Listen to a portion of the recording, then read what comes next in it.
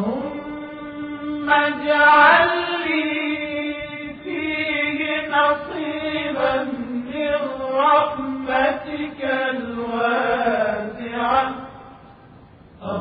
اللهم اجعل لي فيه نصيبا من رحمتك الواسعة، واهدني فيه لبراهينك